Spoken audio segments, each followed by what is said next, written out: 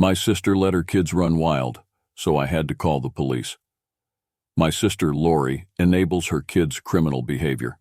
Now, they're ruining the neighborhood, and I called the cops. When I came home from work, I noticed my shed door was open, and the padlock I used to keep it shut was broken. I had a lot of bags full of soda cans in there. I tend to drink a lot of soda, so I built up a lot of cans and was going to cash them in at the bottle drop soon. There was more than just my cans missing from the shed, too. I was missing some gardening tools, a machete, and a gas can.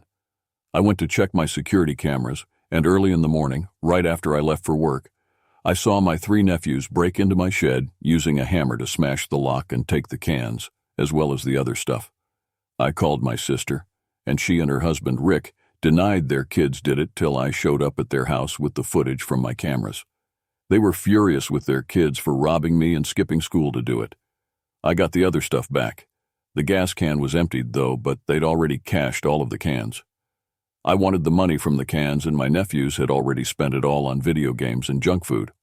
I demanded to know how much they got from the cans, and it was nearly $200. I told my sister she now owes me over $200 for the cans and the broken padlock. Lori and Rick went from being angry at their kids to making excuses for them, and then being angry at me for wanting that money back when I know they have 3 kids and a mortgage. I said it was either that or I go to the police and press charges. They told me to get out, and I said they have 2 days to decide how to pay me back before I go to the cops. My nephews are thieves and have stolen from me before. That's why I got the cameras. What my nephews did was most definitely wrong, but I also know my sister and Rick can't really afford to pay me back. And they're blowing up my phone and calling me heartless for giving them the ultimatum when I know they are nearly broke after the holidays. I wondered if I was doing the right thing. Well, I went to the police. I tried to work with Lori and Rick when I called them this morning because I didn't want to wait till after they were done with work to speak with them. Not only did they refuse any sort of suggested way of repaying me, they actually said that it was my fault for having the cans there to begin with. They said I tempted my nephews with the money. I was enraged and said I was done with them. Then they started blowing up my phone all over again. My eldest nephew sent me a picture of him holding a soda can and giving me the finger. So that was it.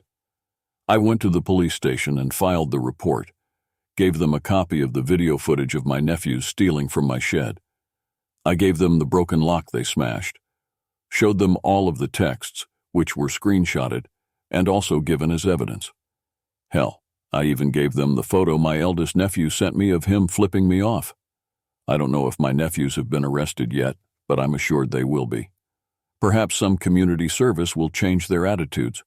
I did tell police that I found it worrisome that my nephews had taken the machete, but it was as I thought. They classified it as a tool, especially since they took a lot of other actual tools. Other than the machete, they also took some gardening shears, a steel rake, 2 shovels, one of them being one of those folding camping ones, a full 2-gallon gas can, a power drill I got for like $5 used, an electric hedge trimmer, and a small electric chainsaw that was also used. They didn't touch the lawnmower, weed whacker, extension cords, or the old radio I had in there. No idea why they took what they did, but I guess they figured they could resell them or something. But I got all of that back, minus the gas that was in the gas can. No idea what they used it for, but it was old gas anyway. After they first broke into my shed, they took what they could by hand and then came back with some shopping carts that I'm guessing they also stole. But it took them a few trips to get all of the cans, and they didn't bother to even try and close the door when they were done. Either way, though, my nephews are now in trouble for trespassing, larceny, and harassment. I'm sure either today or tomorrow my phone is going to be blowing up like mad when the cops come for those kids. But I said it was my hill to die on. I don't even care if I get the money back now. They had their chance. I've already replaced the lock on the shed with a much stronger one, and the machete will no longer be kept in the shed. I've also talked to a few of my neighbors about what happened. They told me cans have actually been going missing around the neighborhood lately. If anybody had a bag of cans sitting out, it'd get stolen. Can't say if my nephews were the culprits, but if they were, then they've been doing this for months. I've also spoken with my relatives, and they're fed up with Lori and Rick too, so they're all on my side at least, which is good to know. I was worried they'd turn on me since I filed the police report, but no. I just got a lot of good for you, and it's about damn time those kids face some justice. I wasn't the only one in the family they stole from. Many in the comments tried to say I should offer that my nephews work off the $200. There's no way I was going to do that. The little shits hate doing any work they don't want to do, and will just stand around griping and acting like the world is against them, and they have to be supervised the entire time, which is another thing I don't want to do. Plus, I banned them from my house for good reason. The theft started with food and snacks, and then went on to DVDs and video games. That made me start putting my initials on cases and discs with permanent markers, so I was able to show when my nephews had taken something of mine. They tried the "oh, he let us borrow them" excuse a few times, but I always called BS and then made them return the stuff they took, which they always acted like I was a jerk for doing. And then when they were made to apologize to me, each time they were the fakest apologies I've ever heard. The final straw that banned my nephews from my house was when they used the spare hidden key to my house to get in, and stole 3 6-packs of my favorite blood orange beer from my fridge, along with raiding my kitchen for anything else they wanted. One of them took a dump in my bathroom and not only didn't flush, but also intentionally pissed on the floor. They tried to say it wasn't them, but I knew it was. The beer they stole was even hidden in their room. Lori and Rick barely punished them and basically gave me an equivalent to "boys will be boys," then berated me when I said they and their kids were no longer welcome at my home ever again. And that's all why I got the cameras. When I had them installed, I told no one, which was a very smart idea because my nephews had no idea they were there when they broke into my shed. Guess I was their easiest target.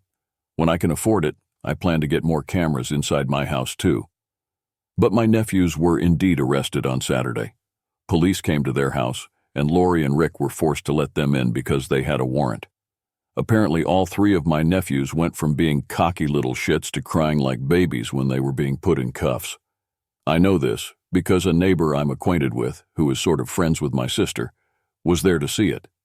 And shortly after the arrest, Lori and Rick were blowing up my phone again.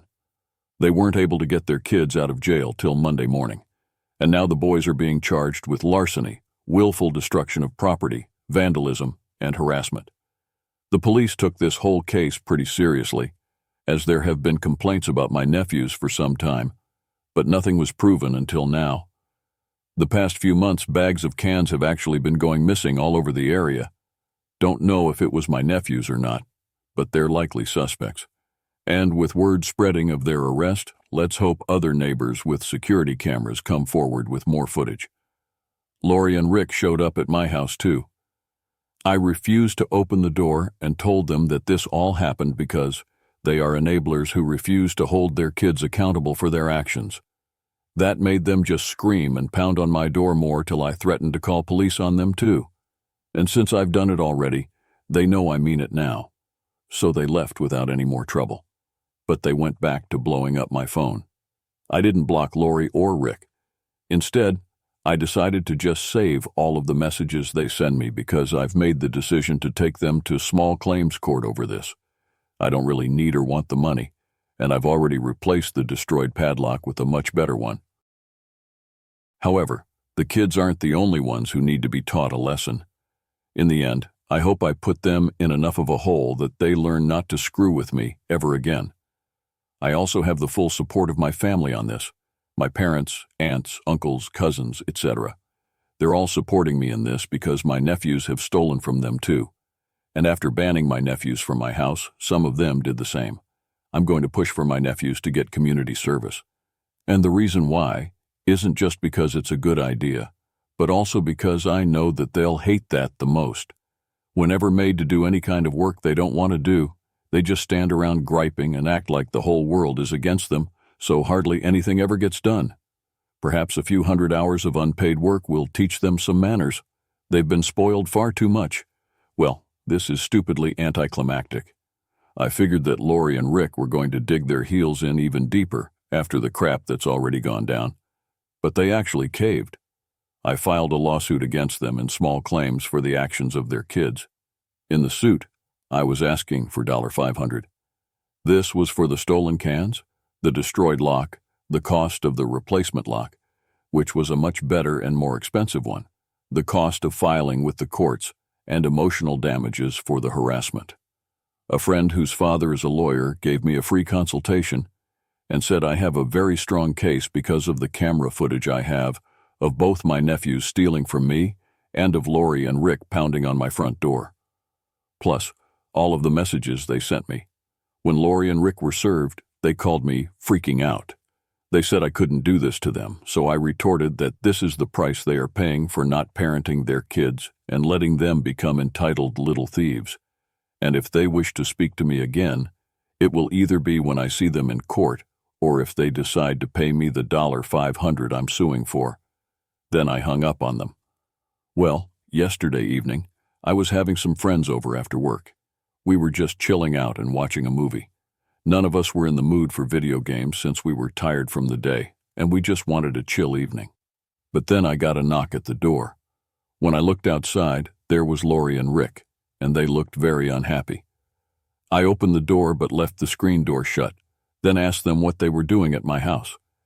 They told me that they're tired of fighting because everyone is against them, and fully admitted how badly they messed up by letting this go as far as they did, and just wanted to make peace. My friends were standing in full view behind me, so there were witnesses to this. Rick then slid an envelope through a crack in the door that contained $500 and $50 bills.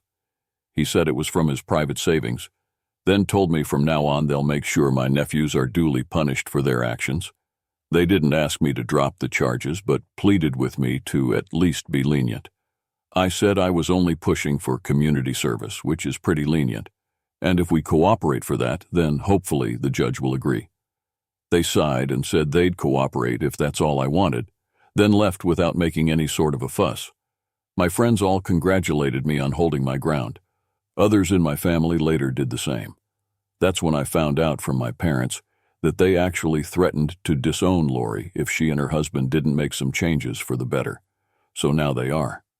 It may be a forced change, but it's the best we'll probably see out of them. My mom paid Lori and Rick a visit after they repaid me too. She told me that my nephews were not playing video games. In fact, every single video game-related thing was put away somewhere, and so was the TV that my nephews would game and watch movies on. All three nephews were in their rooms most of the time and were very rude and unwelcoming to their grandmother. But Lori claims they are dealing with the situation. So, yeah, I've dropped the lawsuit now that I've been paid what I wanted. But my nephews are still going to court for theft, and are now getting the parenting they should have been getting long ago. I've also been assured that they will not be coming near my house again anytime soon, and are strictly only to be either at school or at home. My nephews won't be welcome anywhere near my house for a long time to come. Lori and Rick are now basically forced to do the parenting they should have already been doing. And everyone else in the family has been on my side about this because my nephews had basically gotten everyone to hate them. To start off with, yes, I did get more cameras. One I installed right above the shed, so it looks like I've got the whole area covered. I want to say that Lori and Rick, as well as my nephews, have learned from this whole ordeal, but that's not entirely the case, especially for my eldest nephew, who just couldn't let go of wanting revenge on me, and he stupidly tried to get it. Here's what happened. They didn't get more than 100 hours each, because I've been repaid by their parents when we settled out of court. So the judge pretty much fast-tracked the case. My nephews ended up picking up garbage and doing work around several local parks, and the man directing them, I heard, was a retired drill sergeant, so they had no fun whatsoever. My eldest nephew constantly showed his issues with authority and got into screaming matches with everyone who told him to work. His father had to be called over just to make the boy pick up a rake. The kid openly blamed me for his predicament, and his brothers were both initially on his side. But after a while, they realized that he's just crazy and entitled, and they no longer want any part of it. So my two younger nephews stopped following his lead because it finally clicked just how in the wrong they were. Problem is, that Lori and Rick blamed me for the divide in their family, which didn't end well for them as no one in the family was on their side about it. Everything was put on them and their bad parenting, and without me to blame, they just became silent and bitter. Half the family doesn't want to associate with them, and now their own kids are divided because the eldest refuses to change. It got so bad that my eldest nephew resorted to something so incredibly dumb that you're not going to want to believe it. In the middle of the night, he sneaked out and assaulted my house with a pair of his dad's claw hammers. I say a pair because he literally had one in each hand. The first thing he did was start smashing the new lock on my shed. It didn't break, but he heavily damaged it to the point it was no longer usable, and I had to later remove it with bolt cutters.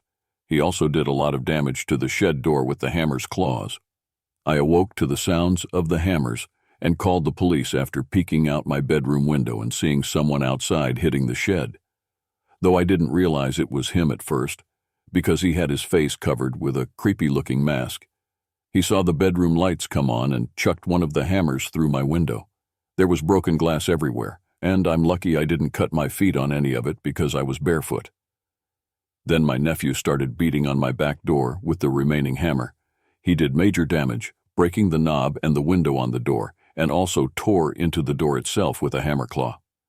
I was worried the door wouldn't hold out, so I yelled that the police were on their way, and he took off before they arrived. The night vision on my camera showed it was him.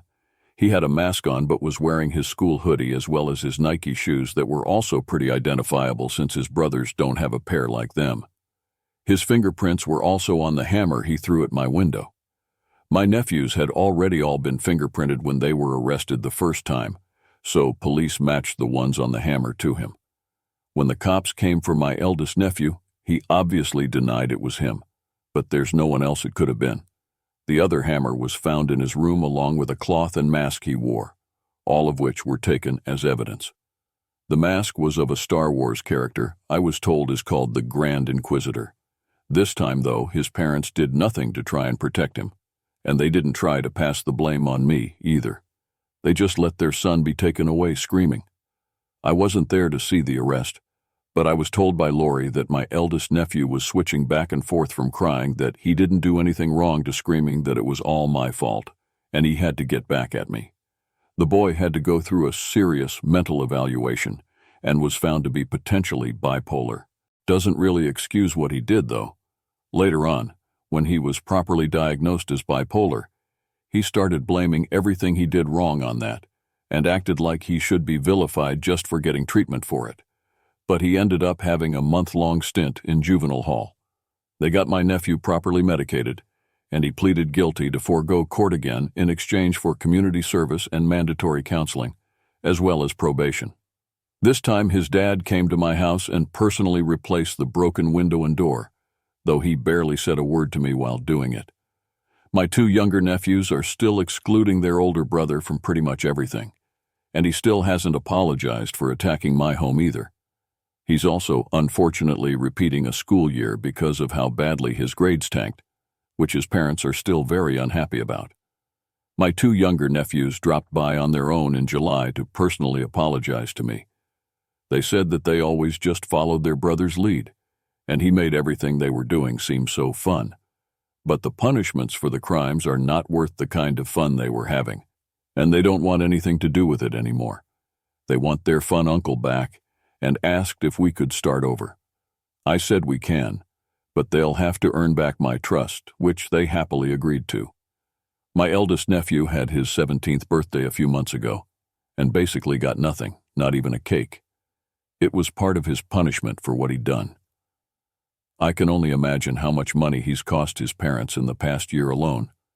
He led his brothers to steal from me, and then destroyed my bedroom window and back door. I imagine in total with the lawsuit I'd previously filed, and replacing both the door and window cost them over $1,000. Doors and windows are not cheap. Meanwhile, my youngest nephew had his birthday a month after that, and got a new mountain bike among his gifts. This really upset my eldest nephew, and he slashed the tires on the bike with a kitchen knife, which landed him in even more trouble. I know a thing or two about fixing bikes, so I went out and bought new tubes and tires for the bike and put them on it. So the bike is fine, and my nephew thanked me a lot for fixing it. My eldest nephew resorted to trying to run away because he wasn't being enabled anymore. He just walked out, got on his bike with a backpack full of stuff, and rode off. His parents quickly reported him missing because he left a goodbye letter that basically blamed me and his bipolar for all his problems. In the letter, he stated that he can't wait till he's 18 to get away from us all, so he was doing us a favor by getting rid of himself sooner. But he came back 3 days later without his bike or backpack and looking beat up. He wouldn't tell anyone what happened. We still don't know. But he was chewed out for continuously using me as a scapegoat for his personal issues because blaming me was the first thing he did after he got back. I didn't make him steal from me. I didn't make him attack my house. I didn't make him run away. That was all him. And he nearly ended up back in juvie for running off because he violated his probation. But he got off easy somehow. Currently, he spends his days pretty much in his room when not in school or doing chores or going to counseling. He finished his community service, but his probation will last till he's 18. He got some lenience for being diagnosed as bipolar, but it couldn't get him off the hook. And believe me, he tried many times. Once they told him what was wrong with him, it became his excuse for everything. But plenty of people go their whole lives with that same mental condition and never do the kinds of things he did. I've been mending things with my 2 younger nephews, but I don't want to be around the eldest at all, and the feeling is clearly mutual on his part. I've only seen him once in person the past few months, and he glared at me with more hate than I've ever seen from anyone before, stomping away. He can't paint me as the villain anymore without being called out on it, so there isn't much he can do other than just try and get through this. For the most part, he's totally shut down since school started. I'm told he barely speaks, even at school. My other nephews tell me he's getting laughed at and ostracized, which I don't think is going to help him get better. Lori and Rick are also not on the best terms with me right now as well, but they can't exactly put any blame on me either. They know it was all on them and their bad parenting. I've basically forced them to be more active in their kids' lives, which they should have been doing already. They complain a lot of being tired from work and keeping an eye on their kids, so whenever we talk as of late, it's always awkward and forced. They don't come to my house or me to theirs, but we do see each other at my parents' house, and our mother demands we be civil there, which I have no problem with. My 2 younger nephews have regained most of their privileges. They got their TV and video games back, but my eldest nephew isn't allowed on them at all. I'm told he's got some electronic entertainment in his room. But what kind? I don't know. I just know he spends most of his time in there unless he has to be somewhere else. My eldest nephew is also not welcome pretty much anywhere in the family anymore. I've recently heard from my parents that they don't even want to see him on Thanksgiving or Christmas Eve this year because they are sick of his behavior and petty thievery. I guess I can understand that, but even I feel it's a bit harsh. Lori and Rick do as well because they are threatening to boycott if he can't come to either holiday. I can't stand that kid and would not want him in my house either, so I can understand why they've made the decision. But I don't think excluding him from everything and everyone is going to make him better. It's going to take a long time for my eldest nephew to mend bridges, if they can even be mended at all. The way things stand, he may try running off again once he's of age, unless the last time scared him too much to try it again. But hopefully, things will get better for him in time if it's not too late to fix his behavior. I may not like him, but he's still my nephew, and I care. But I'm kind of powerless to do anything, so for now the most I can do is just keep my nose out of it and offer support where I can. I was hoping to have a better update for everyone after the holidays, but things didn't really get better. They started to and then went downhill again. It took some time, but everything is more or less okay now. I didn't post earlier because I thought it better to wait. I wrote most of this months ago, but decided I'd wait a little longer to see if the situation would improve. But then I waited too long and just plain forgot until recently. So here's hopefully the final update of the devil snake who tempted his nephews with a shed full of cans. I'd do a recap, but there's just too damn much for that. So if you want to know the rest, you'll have to go back and read it. To start this post off with, last year my sister and Rick went to Thanksgiving at Rick's parents' house instead of with my parents. My eldest nephew wasn't exactly on his best behavior over there either, but he didn't cause any trouble. At least that's what they told everyone. Lori and Rick also had a long talk with our parents about how excluding my nephew would not help his mental state at the moment. And I also backed them on this because with the way things were going, all my nephew would feel is hate. So my parents relented and let him come to Christmas Eve. I, of course, got him a gift because I wanted to help him mentally get better. In early December, I went out and bought him a used metallic green mountain bike at the local secondhand store. It needed a little bit of work, but was an excellent buy for $30. I also learned that since his good backpack was stolen, he was using an old one that belonged to one of his brothers. So I grabbed a used one at the same secondhand store for about $5. I fixed up the bike and washed the backpack, and when I presented them both to him on a Sunday, he seemed completely shocked I'd give him anything, and it also made him really awkward.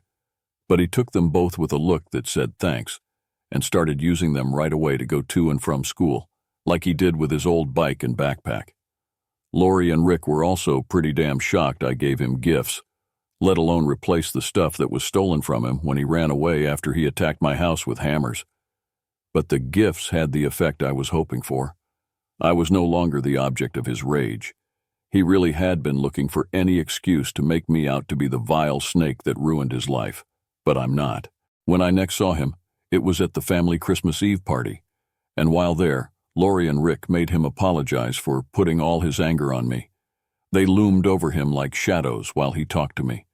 He was told to look me in the eye repeatedly, and in his apology, he admitted that it wasn't my fault he was arrested. He egged me on, he stole from me, and he damaged my property, and he won't do it again. We shook hands, and he didn't make any trouble at the party at all. But his parents were like his shadows that entire evening. They didn't leave him alone or at all. They might as well have had him on a leash. It was awkward, but I can understand why. They'd put a lot on the line just so he could be allowed to come to Christmas. At New Year's, though, things took a dive. My eldest nephew stole a bottle of champagne from his parents and drank it all fast while locked in the bathroom before anyone could stop him. He'd asked for a drink of it prior and was told he was too young, so he stole one of the bottles and chugged it. We didn't know this until then, but apparently he'd been stealing alcohol for some time before his first arrest, and he kept a hidden stash somewhere that slowly ran out, as he only touched it little by little, and even sold some of it to other kids in the neighborhood. He didn't get in massive trouble, just got sent to his room for the night after he said he stole the booze, because he was just really craving it and it was New Year's. His brothers admitted to their parents about his stash and showed them where it was hidden. It was a plastic tub in the crawl space under the house. When confronted about how they got all the alcohol, my two younger nephews admitted to following their brother's lead and only stole one beer at a time or poured some hard alcohol from its original bottle into another bottle little by little. And then, the biggest bomb. They had been sneaking into other people's houses and doing the same thing all over the neighborhood. Their way of breaking in was to look for unlocked doors and windows, no houses with dogs because they'd bark, and the youngest would crawl in through windows because he was the smallest. And then he'd unlock the doors to let his brothers in. They made sure not to steal anything big from inside the houses, so they could come back multiple times. But after they got arrested last year, they realized they didn't enjoy being thieves anymore, and were just following their brother's lead like they'd said before. Of course, the kids were in trouble for not admitting any of that until then, and despite trying to keep it secret, word still got around somehow. It confirmed some of the suspicions of the neighbors. Considering how good my nephews were at being cat burglars, you'd think they'd have been more mindful of cameras. Or perhaps they just figured old Uncle Sam would never get cameras. But after my nephews were exposed as thieves, a few of my and my sister's neighbors got cameras too. The punishment for admitting how they stole stuff was minor for my nephews. It was kind of redundant for the eldest because he's still in trouble with being on probation and whatnot, and he hadn't tried to steal anything else until he took the bottle of champagne. Rick started giving him lots of mint gum to chew to help with his cravings, because it was what he used to help cut back on drinking himself, and it kind of helped. Rick also started keeping all his booze locked in a padlocked fridge in the garage. He suspected his son tried to get into it once. All of that aside, things didn't seem so bad until my eldest nephew got in a fight at school in February. I'm told he didn't start it, but another kid picked on him until they started swinging fists. He got his 2 front teeth knocked out by the bully when he got his face slammed into a locker. There ended up being a reason why for this attack. My younger nephews told me their older brother had a number of targets to pick on at school before getting arrested. He was apparently the typical bully people picture when they think of one. He stole things from other kids, aimed for the small and the weak, smacked them around when no one was looking, and on more than one occasion used a small knife to stab bike tires. Well, the big brother of a kid he'd previously picked on went after him, and that boy messed him up. Both of his top front teeth were knocked out and his nose was broken. He had to be taken to the hospital, and an emergency oral surgeon had to put his teeth back in, which also required special braces to hold them in place. His nose also had to be reset, and he was put in a neck brace. The poor boy didn't want to be seen by anyone for months. No one pressed charges. Believe me, I've asked many times as to why not. But the other kid's parents paid at least half of the cost for my nephew's treatments for his teeth and nose through their insurance. That's what they told me anyway. Lori and Rick's health insurance sucked for covering the rest, though, and they had a high copay. They didn't bother to file anything because they didn't want to be in court again, and the other parents only paid as much as they did, because they didn't want to be sued. I contributed a bit to the cost, too. I still had the $500 they'd given me in cash after I sued them, and decided to give it back to them to help ease the cost a little. They won't tell me how much it cost to get my nephew's nose fixed and 2 front teeth put back in. But after that, I think they may have had no savings left. When I saw my nephew after the incident, his face was messed up, and his front teeth were wired in place. He refused to return to school, and did all his remaining lessons online with a school-provided laptop. The boy who beat him up, I was told, received nothing more than a 2-week suspension. I won't deny I was upset, but at the same time, I know this only happened because my nephew was a bully to other kids. What goes around does still eventually come around. We're in summer now, and my eldest nephew is still a shut-in most of the time. He'll go out bike riding alone for an hour or two, but other than that, he generally keeps to himself in his room. There have been talks from Lori and Rick of moving closer to his parents after their son's probation is up, and I don't blame them. Practically the whole neighborhood hates them now, so they want out as soon as they can afford it, which unfortunately may take another year or so to pull off. I have been spending more time with my 2 younger nephews, and they are doing a lot better now. They're more respectful and have been allowed back in my home. Nothing has gone missing, and I enjoy spending time with them, watching movies and playing games. They've become good kids again, and they're trying to make up for their mistakes. On the rare occasion I see my eldest nephew, he is not cold to me anymore.